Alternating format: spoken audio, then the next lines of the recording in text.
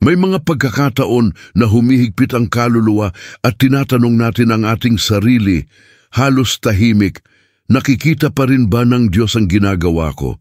Nagmamalasakit ba talaga siya sa akin?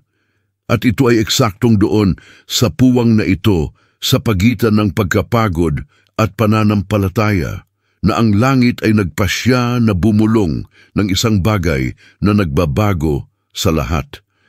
Kung ang iyong espiritu ay hindi mapakali ngayon, ito ay dahil ang mensaheng ito ay isang direktang mensahe sa iyo. Ikaw na nagdala ng mga bigat na walang nakakaalam, na gumawa ng mahihirap na pagpipilian ng walang anumang pagkilala, na nag-iwan ng madaling landas upang manatiling tapat sa layunin. Sa araw na ito, tinawag ka ng langit sa iyong pangalan. Wala kang naranasan ay hindi pinansin. Walang nangyari nang hindi napapansin. Mayroong isang paggalaw na nangyayari sa paligid mo at madarama mo ito linya sa linya. Bago magpatuloy, samantalahin at mag-subscribe sa channel upang hindi ka makaligtaan ang anumang salita na maaaring magbago ng iyong espiritu. Pinapagana nito ang kampanilya dahil kapag nais ng Diyos na magsalita, lumilikha siya ng mga pagpupulong na tulad nito. Huminga ka ng malalim ngayon dahil ang susunod ay isang espiritual na tugon sa isang bagay na ikaw lamang at ang Diyos lamang ang nakakaalam. Maaari kang mag-alinlangan sa iyong sarili kung minsan, ngunit hindi ka kailanman pinagdududahan ng langit. Mayroong isang tahimik na kagalakan sa puso ng Diyos kapag tinitingnan niya ang paraan ng iyong paglakad, kahit na nasugatan, kahit na pagod, kahit na hindi nakikita ang kagyat na mga resulta. Nakita niya ang bawat pagtalikod na ginawa mo kapag walang nakatingin, bawat hindi na sinabi mo sa kung ano ang maaaring makasira sa iyo, bawat pagpipilian na manindigan ng matatag kapag nais ng bagyo na punitin ka mula sa lugar. Hindi ito maliit na gawain. Ito ay espiritual na katandaan. Ito ay pagsunod na tumataas na parang pabango sa kanyang harapan. Sa araw na ito, mayroong isang kumpirmasyon na nakabitin sa iyo. Hindi ito imahinasyon. Hindi ito nagkataon. Hindi ito ang emosyon ng sandali. Sabi nga ng Diyos, masaya ako sa piling mo. Oo, nakita niya ang inyong mga tahimik na sakripisyo, ang mga sakripisyo na hindi ninyo man lang napag-usapan kaninuman. Nakita niya nang isuko mo ang iyong kalooban na sundin ang Kanya, kahit na hindi lubos na nauunawaan kung bakit. Ito para sa langit ay may bigat na hindi masusukat ng mundo. Ang kumpirmasyon na ito ay hindi sinamahan ng palakpakan, kundi ng presensya. Hindi ito dumarating na may maliwanag na ilaw, kundi may kapayapaan na sumasaklaw. Hindi ka nakakakuha ng papuri ng tao. Ito ay pagkilala mula sa manlilikha mismo, para bang nasaksihan ng langit ang iyong paglalakad at pag-sign sa ilalim. At binabago nito ang lahat. Binabago nito ang kapaligiran, binabago nito ang kurso ng kasaysayan nito. Binabago nito ang kahandaan nitong magpatuloy sa pagsulong. Marahil ay hindi mo ito namamalayan, ngunit ang kamay ng Diyos ay humahawak sa iyo sa mga araw na akala mo ay hindi mo na ito kayang tiisin. Siya ang nagpapanatili sa iyo na nakatayo nang maubos ang iyong lakas. Siya ang nagtatanggol sa iyo nang hindi mo man lang alam na inaatake ka. Siya ang nagtakda ng mga hangganan kung saan nais ng kaaway na sirain ka. Ang proteksyong ito ay hindi aksidente, malinaw na palatandaan na may sagradong layunin na pinapanatili sa loob ninyo. At ngayon, habang naririnig mo ito, may isang bagay sa iyong diwa na nagpapatunay na ito ay totoo. Dahil hindi ito tungkol sa emosyon, ito ay tungkol sa pagkakakilanlan. Pinili ka na. Natag ka. May banal na kasiyahan na nakasalalay sa inyong katapatan, isang kagalakan ng langit na nagpapakita ng sarili sa inyong tahimik na paglaban. Simula pa lamang ito ng kung ano ang nais ipahayag ng Diyos sa iyo. May mga palatandaan na tanging ang mga taong may espiritual na pagiging sensitibo lamang ang makakakita. At napansin mo ang ilan sa mga ito, ang kapayapaan na nagmumula sa wala, sa gitna mismo ng isang ipo-ipo na parang inilalagay ng kalangitan ng kamay nito sa iyong dibdib at sinasabi, "Kalmado, narito ako." Ang kapayapaan na ito ay hindi pangkaraniwan, hindi ito psikolohikal, hindi lamang ito emosyonal. Ito ang tanda ng Diyos na nagpapatunay na sinasamahan niya ang bawat hakbang mo. Para bang ang spiritual na lugar ay maingat na nagpapakita na hindi ka naglalakad ng mag-isa. Sa katunayan, ang pabor na nakapalibot sa iyo ay hindi nagkataon. Mga pintuan na binuksan ng walang paliwanag, mga pag-atake na nabigo ng walang maliwanag na dahilan, mga sitwasyon na dapat ay nagpabagsak sa iyo, ngunit kahit paano, pinalakas ka. Ang lahat ng ito ay patunay na mayroong isang banal na kamay na kumikilos sa likod ng mga eksena. Hindi mo alam kung gaano karaming mga labanan ang nanalo nang hindi mo alam na umiiral ang mga ito. Ang langit ay gumagana para sa iyong pabor nang higit pa kaysa sa inaakala mo. At kung makikita mo kung ano ang hinarang na ng Diyos sa paligid mo, luluhod ka sa pasasalamat. Pinigilan niya ang mga bitag, binuwag ang mga pag-atake, paralisado ang masasamang intensyon, at pinatahimik ang mga akusasyon na nagtangkang bumangon laban sa iyo. Hindi dahil perpekto ka, kundi dahil mahal ka. Ang proteksyon na ito, ang pag-aalaga na ito, ang sigasig na ito, ang nga tanan hinibuhi nga pamatuod han langit nun nga pag, uyon nga aadahay mo. Ang tinatawag ng marami na emosyonal na lakas ay ang Diyos mismo ang nagbibihis sa iyo kapag sinusubukan ka ng mundo na pagodin ka. May mga araw na hindi mo maipaliwanag kung paano mo nagawa ang pag-aaral. Simple lang ang sagot, dinala ka ng langit. Sinuportahan ka niya sa mga digmaan na nagbabanta na sirain ang iyong isipan at masira ang iyong puso. Kapag lumalaban ka, ito ay dahil ang mga anghel ay gumagalaw sa paligid mo. Kapag nagpatuloy ka, ito ay dahil ang Diyos ay naglagay ng paglaban sa loob mo. At kung narito ka ngayon, binabasa mo ito ay dahil nais ng langit na maunawaan mo. Ikaw ay buhay na patunay ng isang Diyos na nagmamalasakit, nagpoprotekta at nagpaparangalan.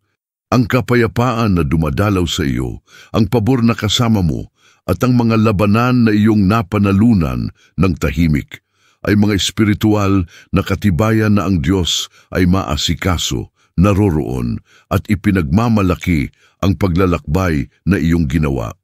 At ang paghahayag na ito ay isa lamang sa maraming ipapakita niya sa inyo. Marahil ay ginugol mo ang isang malaking bahagi ng iyong buhay sa paniniwala na ang Diyos ay nalulugod lamang sa mga taong laging nakakakuha ng tama, na hindi kailanman nabigo, na nabubuhay sa isang halos imposibleng antas ng pagiging perpekto. Ngunit ang katotohanan ay mas maganda at mapagpalaya. Ang Diyos ay hindi nagagalak sa walang kapintasan na pagganap. Nagagalak siya ng may taus-pusong puso. Tumingin siya sa kabila ng mga hadlang, lampas sa mga talon, lampas sa mga pag-aalinlangan. Tinitingnan niya ang iyong pagsuko, ang iyong intensyon, ang iyong kahandaan na bumalik sa Kanya kahit na nagkamali ka. Walang pagkakamali sa iyo na naggulat sa langit. Walang kahinaan sa iyo ang nagpabalik sa Diyos. Alam niya ang lahat mula sa simula, ngunit pinili niyang lumakad kasama ka. Ang nakakaakit sa kanyang puso ay hindi ang iyong pagiging perpekto, ito ay ang iyong kahinaan sa harap niya. Kapag nakaluhod ka at sinabing, "Ama, hindi ko taglay ang lahat, ngunit ang nasa akin ay sa iyo." Huminga ka ng malalim at subukang muli kahit na nabigo ka. Ang pagsuko na ito ay hindi mabilang. Ang langit ay nagdiriwang kapag tinalikuran mo ang kapalaluan at pinahihintulutan ng Diyos na hubugin ka. Ipinagdiriwang ito kapag inaamin mo na kailangan mo siya. Nagdiriwang ito kapag umiiyak ka, ngunit patuloy ito. Ipinagdiriwang nito kapag nakikipaglaban ka sa mga panloob na tukso na hindi nakikita ng sinuman. Ang langit ay nagagalak hindi dahil ikaw ay walang kapintasan, kundi dahil ikaw ay taos-puso. Alam ng Diyos kung kailan ang iyong oo ay nagmumula sa iyong buong puso, kahit na ito ay nasaktan. Ang katapatan na iyon ay nakakaantig sa kanyang puso sa paraang hindi kailanman mauunawaan ng mundo. At ang pinakamalalim na bagay ay hindi kailanman hiniling ng Diyos sa iyo kung ano ang alam niya na hindi mo maibibigay. Hindi niya hinihingi ang pagiging perpekto, hinihingi niya ang pagsuko. Hindi niya hinihingi ang walang kapintasan na pananampalataya, kailangan niya ng buhay na pananampalataya. Napakalaki pa, maliit pa, at nalilito pa kung minsan. Bawat hakbang na gagawin mo patungo sa Kanya, kahit na ikaw ay nag-aalinlangan, ay tinatanggap bilang isang gawa ng pag-ibig sa langit. Ang Ama ay hindi humanga sa mga pagtatanghal, humanga siya sa katotohanan. Iyon ang dahilan kung bakit kapag sinisisi mo ang iyong sarili, kapag binabawasan mo ang iyong sarili, kapag iniisip mo na hindi ka sapat na mabuti, tinitingnan ka ng Diyos ng may habag at sinabing, "Anak, hindi kita pinili dahil sa iyong pagganap. Pinili kita dahil sa puso mo."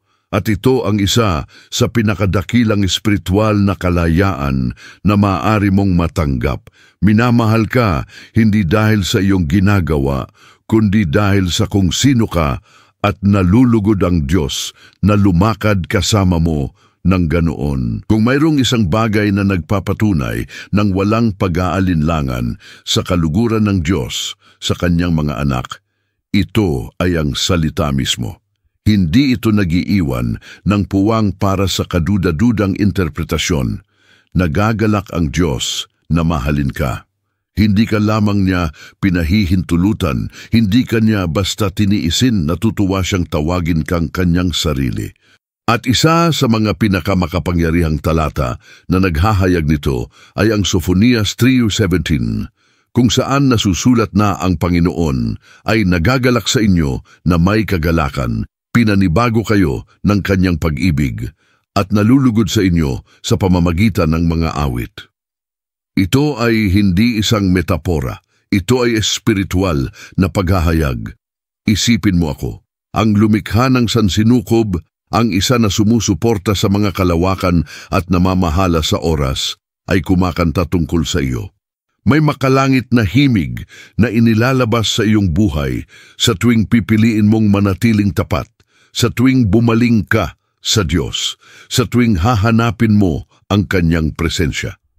Maaring hindi mo pa naririnig ang awit na ito gamit ang iyong likas na tainga, ngunit ang iyong kaluluwa ay yung ginhawa na hindi mo maipaliwanag, ang biglaang lakas na iyon sa gitna ng sakit. Iyan ang musika ng Diyos na umaabot sa iyo. At kapag inihayag ng Biblia na pinanibago kanya sa pamamagitan ng kanyang pag-ibig, nangangahulugan ito na may patuloy na agos na nagmumula sa langit upang ibalik ka. Hindi ito isang bagay na nangyayari ng isang beses. Ito ay patuloy. Hindi ka nabubuhay sa iyong sariling lakas. Nabubuhay ka sa pamamagitan ng lakas na ibinubuhos ng Diyos sa iyo araw-araw.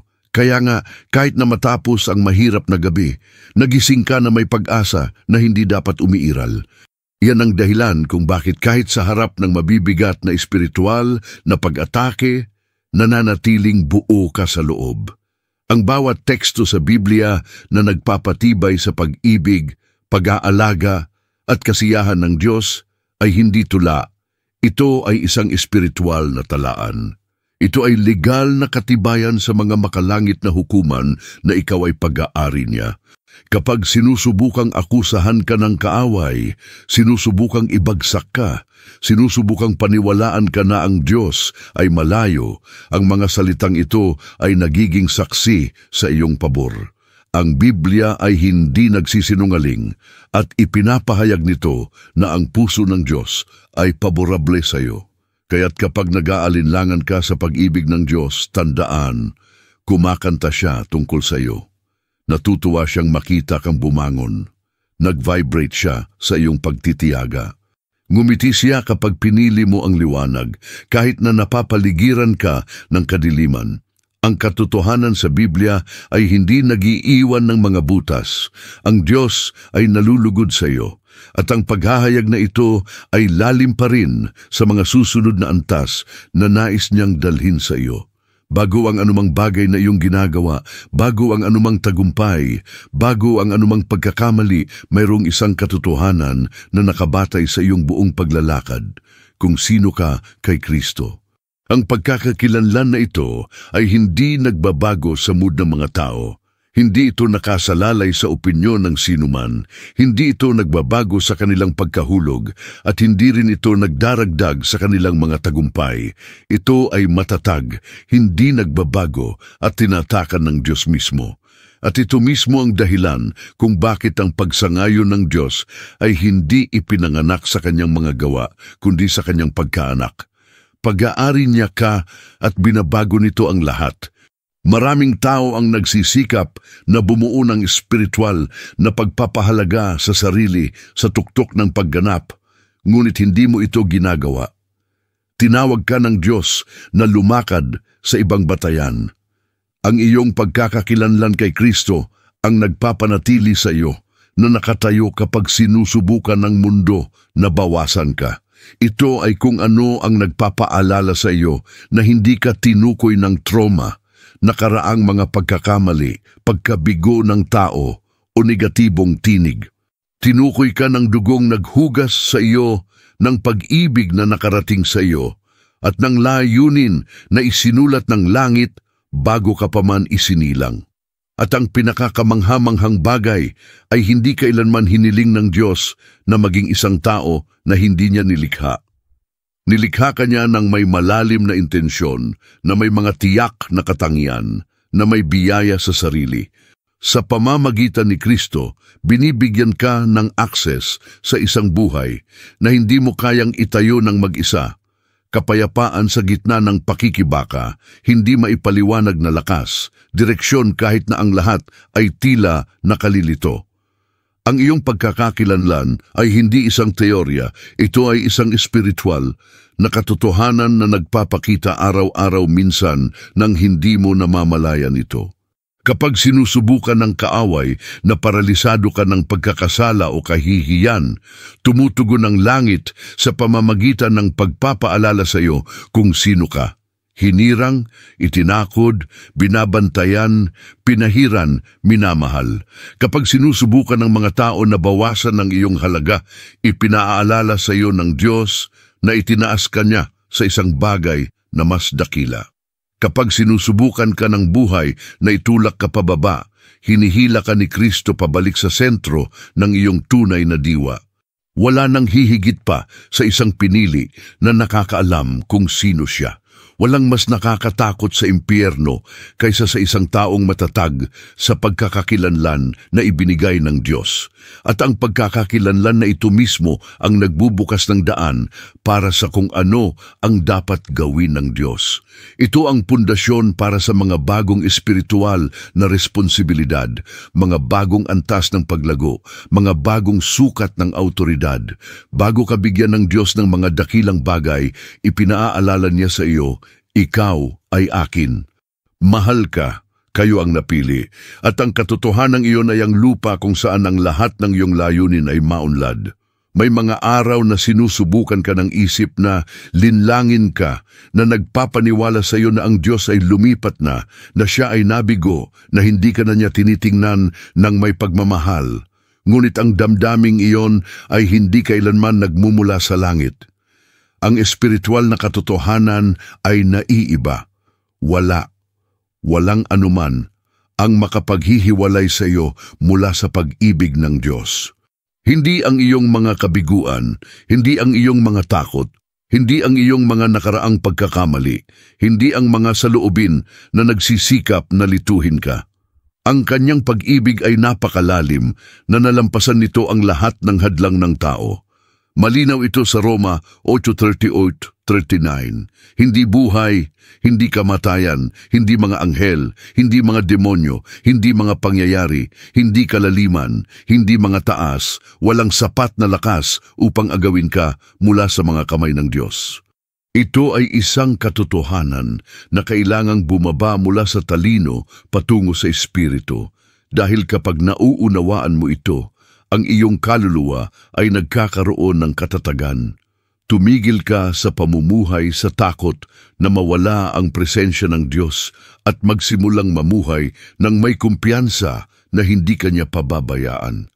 At kahit na pakiramdam mo ay hindi ka karapat-dapat, kahit na sinusubukan mong magtago mula sa Diyos, natagpuan ka niya, hinahabol ka niya, pinapanumbalik ka niya, dadalhin ka nito pabalik sa sentro ng layunin.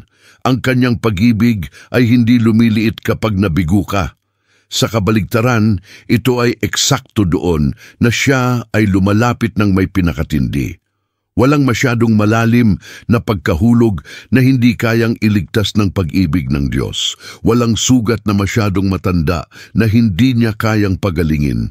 Ang pag-ibig ng Diyos ay hindi nakasalalay sa kanyang lakas, kundi sa kanyang katapatan. Hindi siya nagmamahal ng hindi matatag, hindi siya nagmamahal sa mga yugto, hindi siya nagmamahal kapag ikaw ay mabuti at tumitigil siya sa pag-ibig kapag natitisod ka. Umiibig siya ng may katatagan na may walang hanggang kasidhian. Ang pag-ibig na iyan ang iyong angkla sa madilim na araw at ang iyong gasolina sa mga araw ng pagsulong. Ito ang pumipigil sa kaaway na sirain ka. Ito ang pumipigil sa pagkakasala na makulong ka. Ito ang nagpapanatili ng apoy ng iyong layunin. At kung binabasa mo ito ngayon, ito ay dahil hindi ka pinabayaan ng Diyos, sapagkat mahal ka niya sa isang pag-ibig na hindi nauunawaan ng sanlibutan. Isang pag-ibig na nagbabasag ng mga kadena, na nagpapanumbalik ng mga pagkakakilanlan, na nagpapagaling ng mga sugat, na nagpapanibago ng lakas.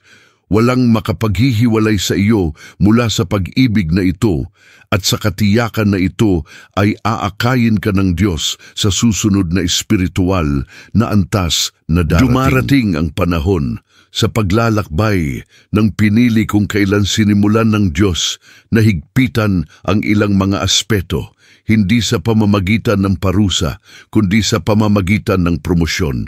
Siya ay nag-aayos, itinatama niya, pinaghihiwalay niya, nililinis niya, lahat upang ihanay ka sa kung ano ang nasa hinaharap, marahil ay nasa yugtong iyon ka pa lang.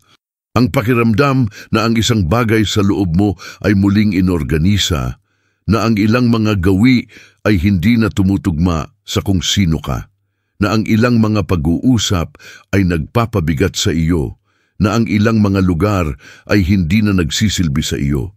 Hindi ito kakulangan sa ginhawa, ito ay isang pagpupulong. Ang kabanalan na hinihiling ng Diyos sa iyo ay hindi katigasan, hindi ito relihiyoso, hindi ito pagiging perpekto. Ito ay kadalisayan ng intensyon, malinis ang puso, nagising ang isipan. Ito ay isang sensitibong espiritu. Naririnig nito ang bulong ng Diyos kahit na sumisigaw ang mundo. At para magawa ito, tinatawagan ka niya sa mas malalim na pagkakahanay, isang panloob na muling pag-aayos na maglalagay sa iyong buhay sa ritmo ng langit. Para bang binibigyan ka niya ng huling himig bago ka ilagay sa entablado ng inihanda niya. At ang pagkakahanay na ito ay nangyayari sa mga panloob na digmaan na walang nakakakita. Ang pag-iisip na iyon ay tinanggihan mo. Ang pag-uugali na iyong tinalikuran, ang pagpapatawad na napagpasyahan mong palayain, yung tukso na napagtagumpayan mo sa katahimikan. Ang lahat ng ito ay praktikal na kabanalan. Hindi ito tungkol sa walang kapintasan na pamumuhay, kundi tungkol sa maingat na pamumuhay. Araw-araw kang pumipili ng ilaw kahit na sinusubukang hilahin ka ng anino, tungkol sa pagpapanatiling pansin ng espiritu sapagkat may sagradong layunin na itinatayo. Kapag napansin ng Diyos na ikaw ay nag-iisa, tinawag ka niya sa mas mataas na antas ng espiritual na responsibilidad. Nais niyang dalhin ka sa isang lugar kung saan ang iyong boses ay may higit na autoridad, kung saan ang iyong mga desisyon ay nakakaapekto sa mga kapaligiran, kung saan ang iyong buhay ay nagiging tugon sa iba pang mga buhay. Ngunit para diyan, kailangan niya kayong nakahanay, buo, gising, malinis sa loob. Ang kagyat na pagpipilit ay hindi upang pilitin ka. Ito ay upang ihanda ka. Ang dumarating ay masyadong malaki upang maranasan sa anumang paraan. At habang papalapit ka sa presensya ng Diyos, may isang makapangyarihang nangyayari. Ang iyong espiritual na pagiging sensitibo ay nagdaragdag. Sinimulan mong makilala ang mga pag-atake bago sila dumating. Sinimulan niyang makilala ang mga maling pintuan bago pumasok.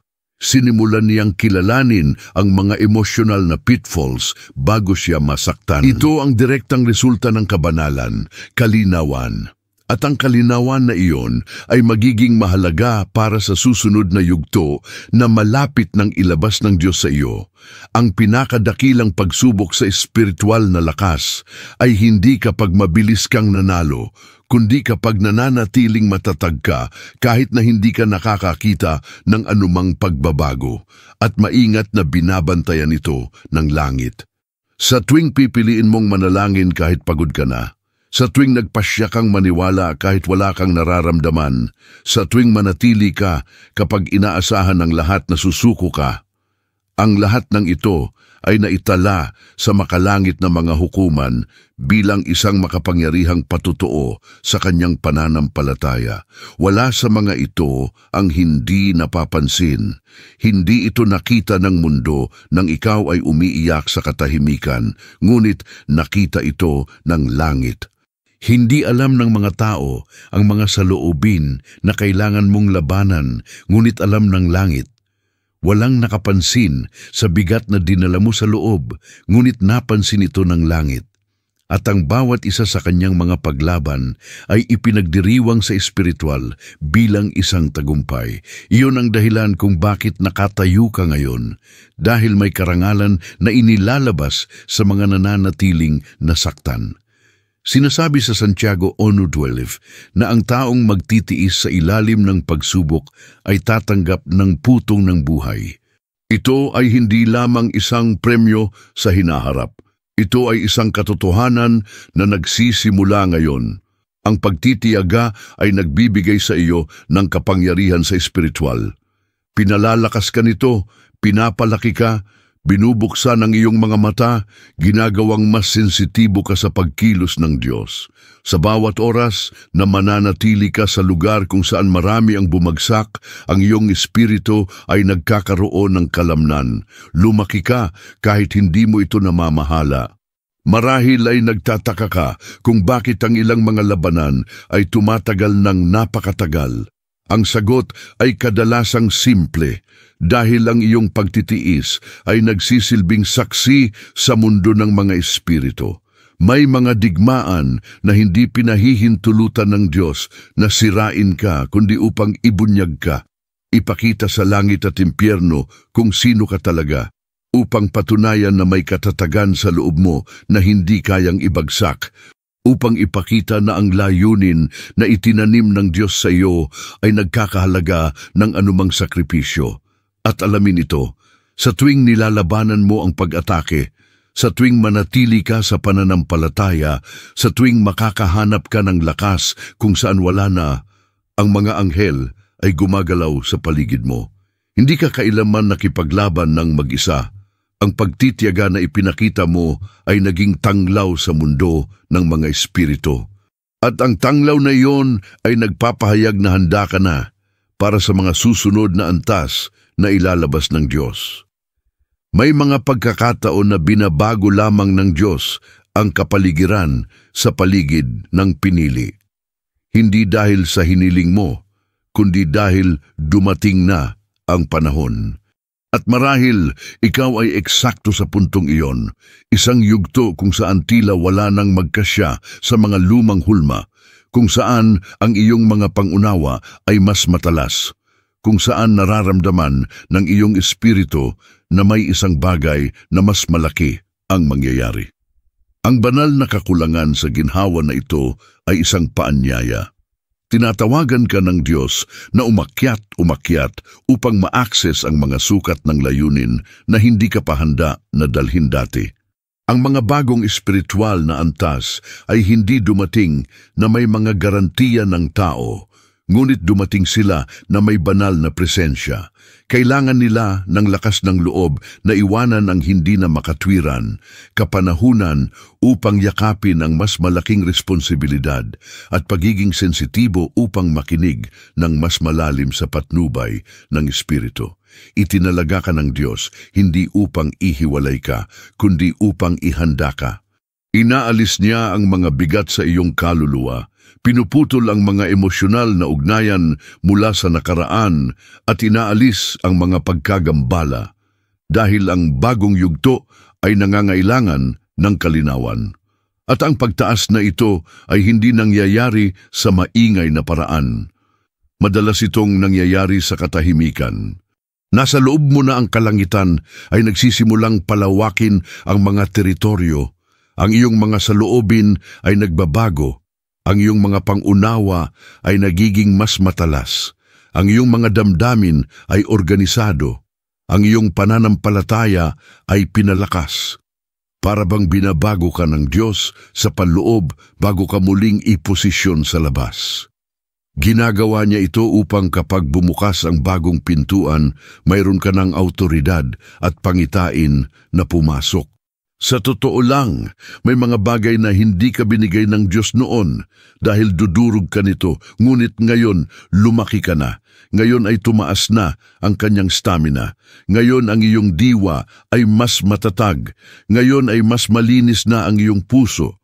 Iyon ang dahilan kung bakit tinawag ka niya dahil sa wakas ay handa ka ng magdala ng mas mataas na antas ng pagpapahid, sensitibo, awtoridad at layunin. Alam niya ng eksakto kung nasaan ka at alam niya ng eksakto kung saan kanya nais dalhin. At ang panawagang ito ay hindi para sa iilan. Ito ay para sa mga pinili na napatunayan ang katapatan sa okultismo. Isa ka sa kanila.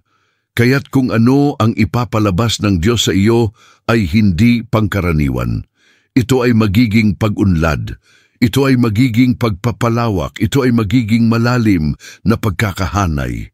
Tinatawagan ka ng langit sa susunod na kabanata at mararamdaman mo ito ng higit pa at mas malakas. Mayroon pa ring mga paghahayag, may mga pintuan pa rin, mayroon pa ring mga antas na hindi mo naisip na ma-access. Panginoon, nagpapasalamat ako sa iyo para sa piniling ito na nagbabasa ng mensaheng ito ngayon. Alam mo kung ano ang kanyang nabuhay, kung ano ang kanyang tiniis, kung ano ang kanyang tinalikuran, at kung ano pa rin ang dinadala niya sa kanyang puso. Nakita mo ang mga luha na hindi pa nahuhulog sa harap ng sinuman, ngunit nahulog sa harap mo. Alam mo ang bawat pakikibaka na inilulunsad sa loob ng kanyang kaluluwa. Kaya ngayon, Ama, dalangin ko na talagang madama niya ang iyong kasiyahan, ang iyong banal na pagmamataas, at ang iyong pag-ibig na nagpapanumbalik ng lahat sa paligid niya. Dalangin ko na ang bawat panloob na akusasyon ay mawalan ng lakas ngayon, naway mawala ang bawat damdamin ng kawalang karapat-dapat sa pamamagitan ng liwanag ng katotohanan. Hayaan ang bawat salungat na tinig na sumusubok na sabihin na siya ay hindi sapat ay patahimikin ng tunog ng iyong makalangit na pagsang-ayon. Naway maramdaman niya sa sandaling ito ang iyong kamay na nakasalalay sa kanyang ulo, na nagdadala ng kumpirmasyon, pagpapagaling, kapayapaan at pagkakahanay. Naway ang kaniyang espiritu ay muling magningas mula sa loob, gaya ng apoy na buhay na hindi namamatay. Ama, hinihiling ko sa iyong banal na espiritu na baguhin ang lakas ng hinirang na ito. Hayaang mapalitan ng pahinga ang bigat na dinadala niya. Naway ipagpalit ang pagkabalisa sa tiwala, hayaan ang pag-aalinlangan na ipagpalit para sa kalinawan. Naway ipagpalit ang kahihiyan sa pagkakakilanlan. Naway ang bawat bahagi ng kanyang puso na nalilito ay maliwanagan ng iyong presensya. Naway tumanggap siya ng sariwang espiritual na pag-unawa, panibagong pangitain at pagiging sensitibo upang maunawaan ang iyong pagkilos. Dalangin ko rin, Panginoon, na dalhin mo ito sa susunod na antas. Naway magbukas ang mga pintuan ng espiritual. Naway magising ang mga natutulog na kakayahan. Naway ma-activate ang mga regalo, hayaang palawakin ang autoridad. Naway lumakad siya ng buong tapang at matatag patungo sa kung ano ang iyong inihanda na. Naway maramdaman niya ang mga anghel na gumagalaw sa paligid niya, nagbabantay at namumuno, nagpoprotekta at naghahanda ng lahat upang ang iyong plano ay matupad ng walang pagkaantala. Sa wakas, Ama, dalangin ko na ang pusong ito ay patuloy na nakahanay sa iyo. Naway manatiling sumuko, sensitibo, masunurin, mapagpakumbaba at handa para sa iyong layunin. Hayaang magsimula ang muling pagkabuhay sa loob niya na nakakaantig sa kanyang damdamin, sa kanyang gawain, sa kanyang isipan at sa kanyang pananampalataya. Ipaalam sa kanya nang walang pag-aalinlangan na kayo ay lubos na masaya sa kanya. Naway ang katotohanan ito ang maging batayan ng lahat ng kanyang mabubuhay mula ngayon. Amen. Ngayong natanggap mo na ang bawat salita ng script na ito, nais kong tanungin ka ng isang malalim na bagay. Ano ang gagawin mo sa lahat ng ito na ipinahayag sa iyo ng Diyos? Dahil hindi sapat na maramdaman lamang, kailangan itong sagutin. Binigyan ka ng langit ng mga kumpirmasyon, ipinakita sa iyo ang mga palatandaan, ipinaalala sa iyo ang iyong pagkakakilanlan. Tinawag ka sa mas mataas na antas, at ngayon ang iyong puso ang kailangang magpasya kung anong hakbang ang gagawin mula rito. Tingnan ang iyong buhay at sumasalamin anong mga lugar ang kailangan pa ring ihanay. Saan mo naramdaman na inaayos ka ng Diyos? Ano ang hinihiling sa iyo ng banal na espiritu na iwanan? Anong desisyon ang kailangan mong gawin ngayon para lumakad ng mas magaan, mas malinaw at mas malapit sa Kanya? Tanungin ang iyong sarili kung ano ang inaanyayahan ka ng Diyos na magbago dahil mayroong isang kilusan na nangyayari at ikaw ay bahagi nito. Naway ang mensaheng ito ay hindi lamang isang kapanapanabik na sandali, kundi isang watershed. Naway baguhin niya ang kanyang paraan ng pagdarasal upang magpasya, sa paglalakad, upang makita, upang manindigan. Ang Diyos ay lubos na nalilipay sa iyo at hindi ito isang papuri, ito ay isang panawagan. Isang panawagan upang maging mature, upang magkahanay, upang manindigan ng matatag at tuparin ang layunin na ipinagkatiwala niya sa iyo. At kung ang salitang iyon ay nagsalita sa iyo, kung naramdaman mong hinawakan ka ng Diyos sa mga puntong iyon, kung gayon huwag kang lumakad ng mag-isa. Mag-subscribe sa channel, i-on ang mga abiso, at sumama sa amin sa espiritual na paglalakbay na ito. Mayroong higit pang mga mensahe, higit pang mga direksyon, at higit pang mga kumpirmasyon na nais ng langit na ilabas tungkol sa iyong buhay, at hindi mo ito maaaring makaligtaan. Naway ang konklusyon na ito ay hindi isang wakas, ngunit ang simula ng isang bagong siklo para sa iyo, isang siklo ng paghahayag, katapangan at espiritual na lalim.